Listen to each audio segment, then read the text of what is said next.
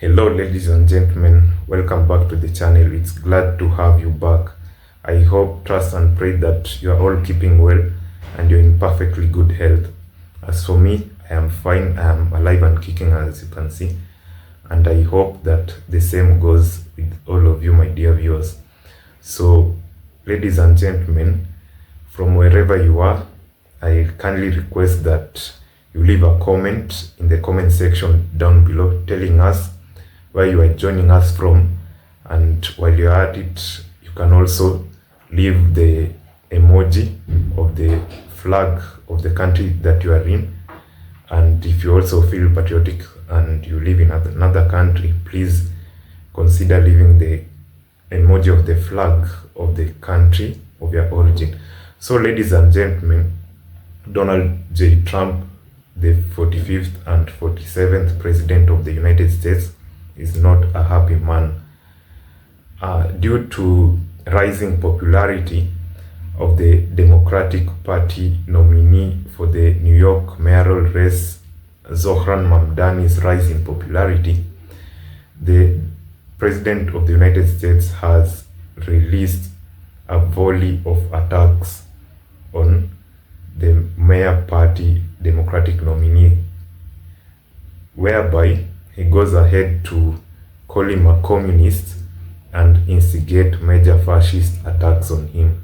This is because of his standing policy on social justice, on equity, and on inclusivity for all residents of New York.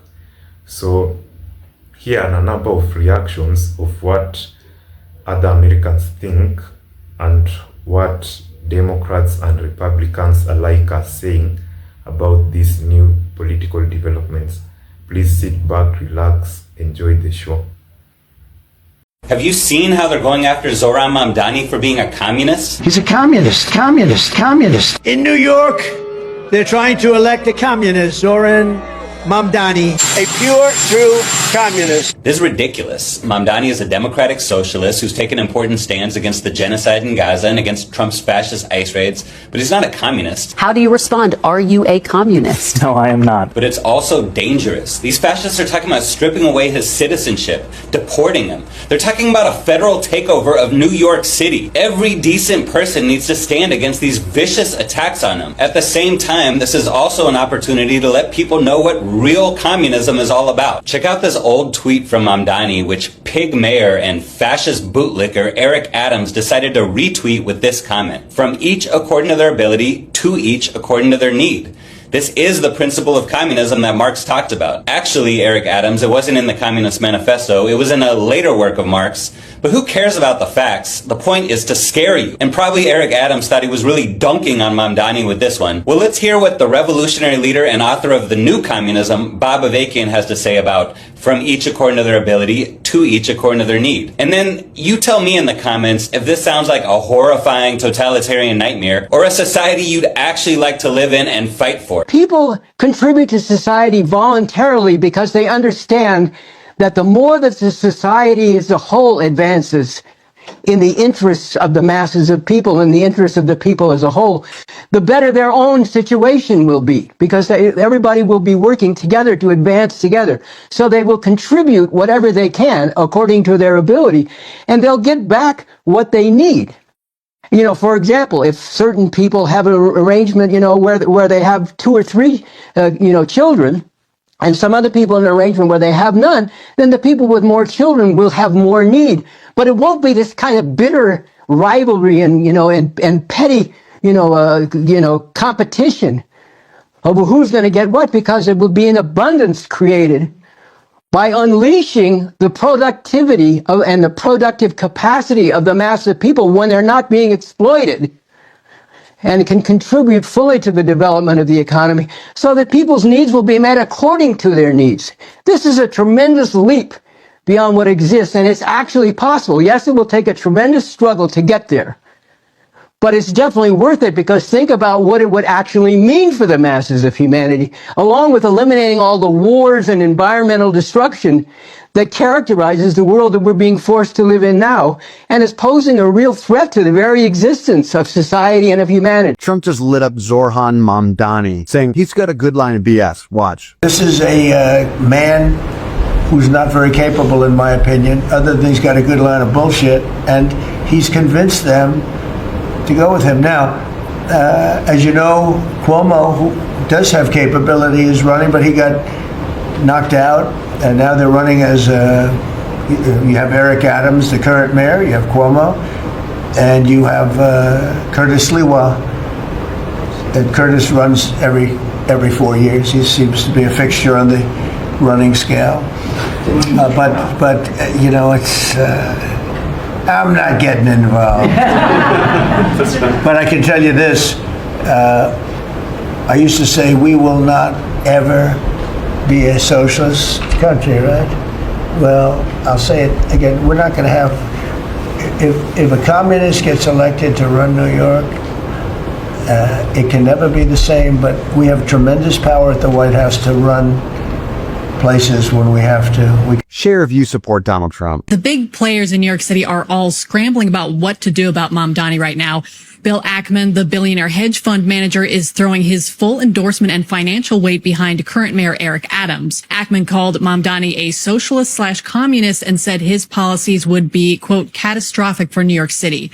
Previously, Ackman was considering funding a new challenger just to beat Mamdani, and he said he was ready to spend hundreds of millions of dollars backing a challenger. By the way, Mamdani identifies as a democratic socialist, but he has been criticized as even being a communist. He is discussing whether billionaires should exist. A lot of us think that Zohran Mamdani, the Democratic nominee for mayor, is a lightweight.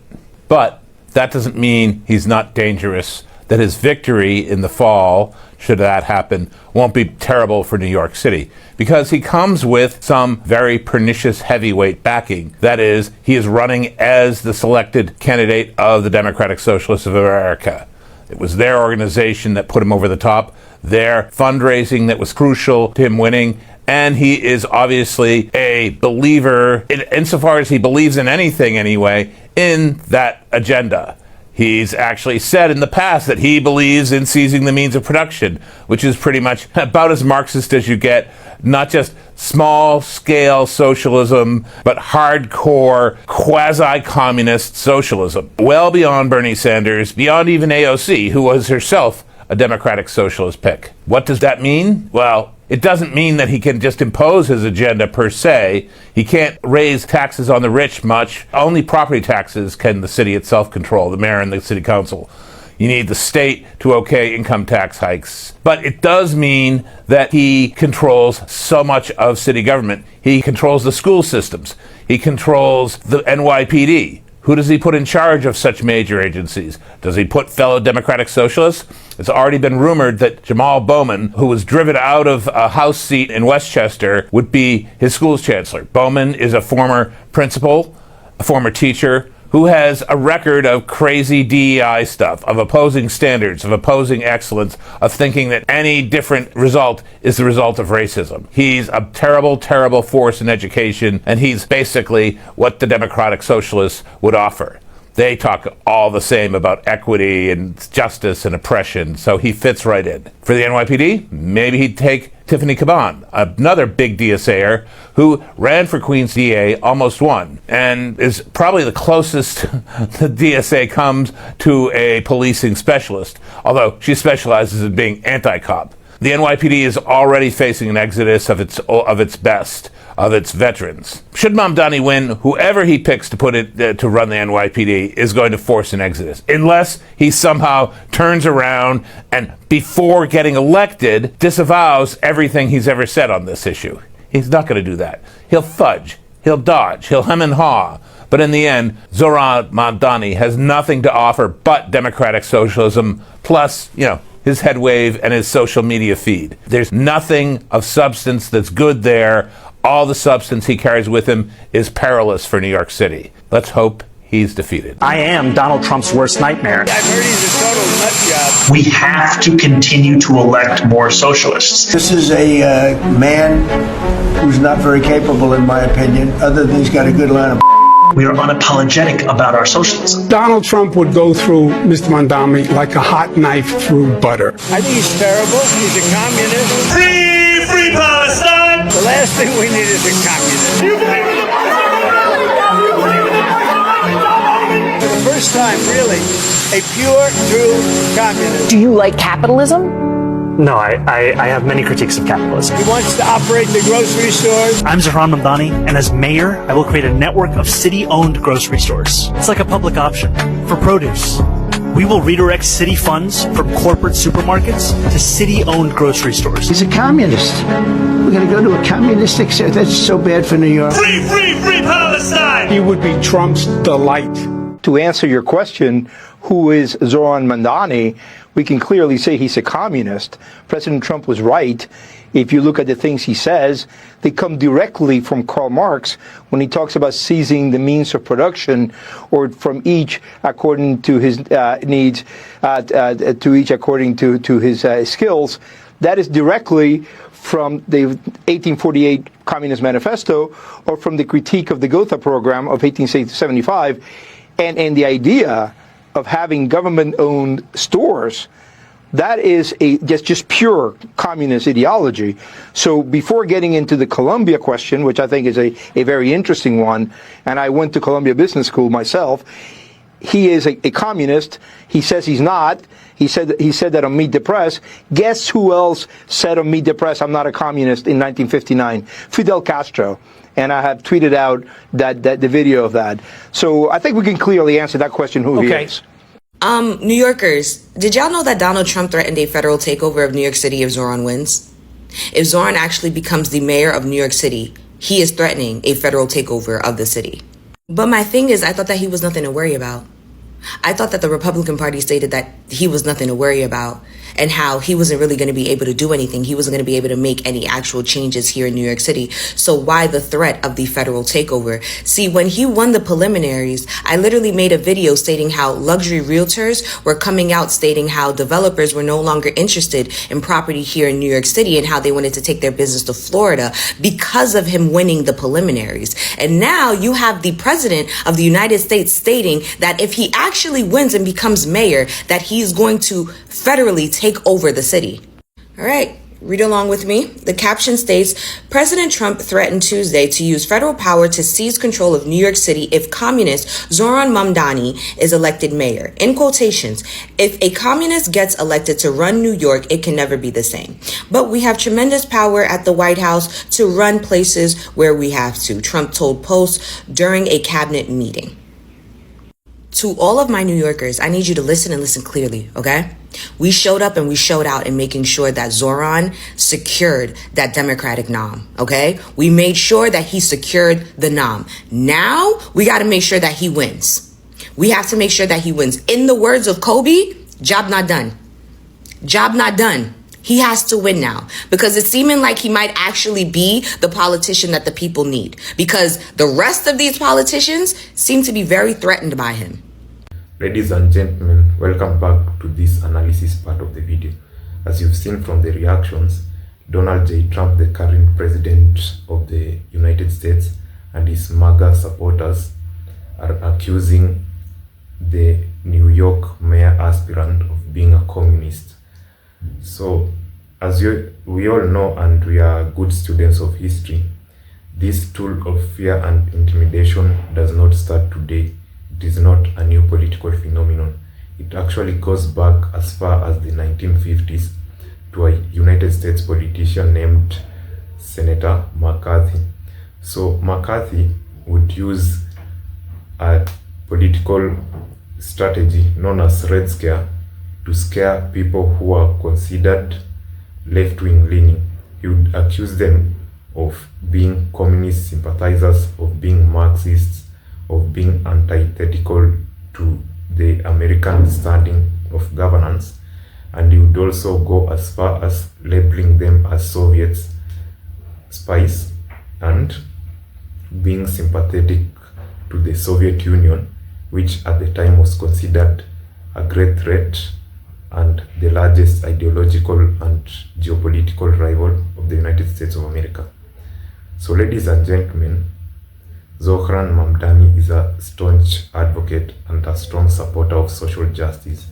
He has sworn many a times to stand for the great well-being of the middle class and for the bottom masses of the city of New York. Ladies and gentlemen, Zohran Mamdani, through his policies, he has promised to ensure that all residents of New York receive equitable levels of quality healthcare, education, and many other social amenities. He has also sworn to govern fairly to ensure that there is equitable distribution of resources, and also all residents of New York will have a fair standing. Ladies and gentlemen, as we all know, America is a strong capitalist society. This means that anyone, regardless of their background, are able to rise to new heights if they put in the work, if they push the envelope, and if they are ready to play their cards right. Ladies and gentlemen, this is what the American dream has taught many of us and what it has stood on for centuries before. So this is what we know of as the American dream and meritocracy. So we know that the shortcomings of this is that many people may never have the opportunity to become the best versions of themselves. This is because of the background that they hail from, their neighborhoods. There are very many factors, the circumstances of life. You never know where you may end up in, and capitalism as a system itself may be very unforgiving to those that are unlucky. So anyone that may be seen to stand for those who are being crushed by the great wheels of capitalism and the reigning political class, the economic interests of the uber wealthy, traditionally have been seen as communist sympathizers in the United States of America. And as I've said, communism is seen as an anathema or antithesis to the existence of America. And anyone seen espousing left-wing tendencies, standing up for the working class, may be a very great threat to the reigning political class and for the upper class who own the means of production. So ladies and gentlemen, don't get it twisted. I'm not saying that I'm a supporter of communism. I'm not a Marxist, or I may not entertain socialism itself, because socialism and communism, they may not be great alternatives. As you all know, they also have their flaws, they also have their shortcomings. But at this moment in New York, USA, we need a politician who is pragmatic, a politician who works for the common good, regardless of political ideology. As Donald Trump has said many times before, that America will never be a socialist country. He has even threatened to take over the governance of the city of New York. That is, the federal government is going to oust the mayor who will be democratically elected by the people of New York, and the federal government will take over, and he may rule with that iron fist as the president that he is. Like, he does not support people who are being seen to have left-leaning tendencies.